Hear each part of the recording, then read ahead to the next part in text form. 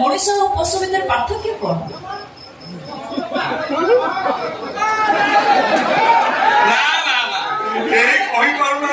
पार्थक्य किछि नाही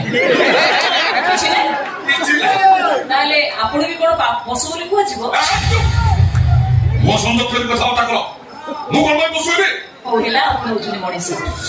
एबे मोर तृतीय प्रश्न ये संसार रे बा ये सृष्टि रे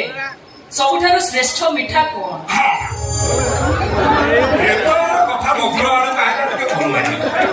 पृथ्वीर सबुठारो श्रेष्ठ मिठा कोन एटा छोट छुआ कहले मु कहू आपणा उत्तर दियंतु ना गुड़ छेनापोड़ रसगोला बुंदी छेना झिल्ली ना मिठा प्रबल आम बाहागर सही जाऊ ए पृथ्वी में जो सब भल भल मिठा अछि सब मिठा आनी तुमको खुआई दे हैला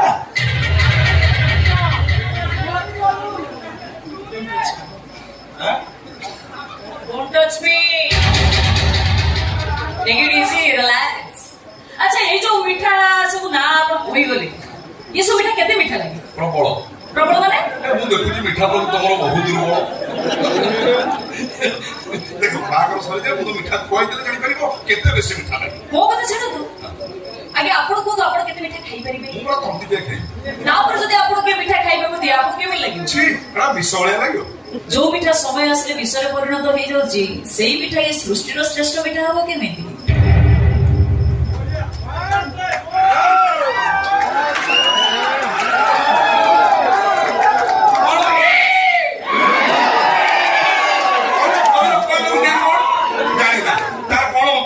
बाबा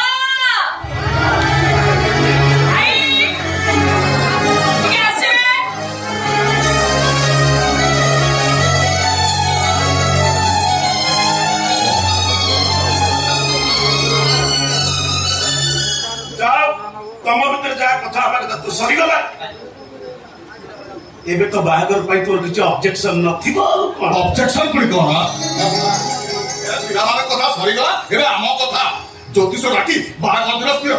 आज गोटे जोगरे रखी पाइतिला बाबू बाकी आसला बेले कहउनथिली सब कार्य शुभ जोगरे हेइदियो आउ एथरा डेरी काहेकि पार्टी मिठा करिया पाई मिठार बड़ा तो हो आ बड़ा तो कोन हो के बाबू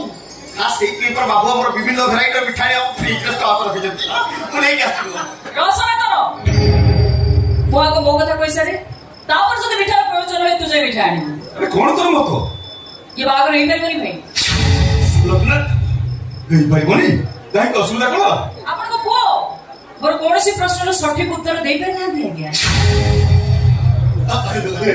अरे मां एई चट्टन बडे कथा लोकनाथ कोन कहू निजे जानि परछु तो एक मास सेमान को निमंत्रण करी मो घर को डाकिछि तो बाबा प्रथम तो नमस्कार सही परिसर थिला जाति धर्म वर्ण निर्विशेष रे जे मो प्रश्न सठिक उत्तर दे मत संतुष्ट करि पाइलो ताकि विवाह करि बोली आ ईशांत बाबू जब मोर कोनोसी प्रश्नर सठिक उत्तर देई पारि नांती से कोनोसी परिस्थिति रे ताको साथ विवाह हेई परिबनी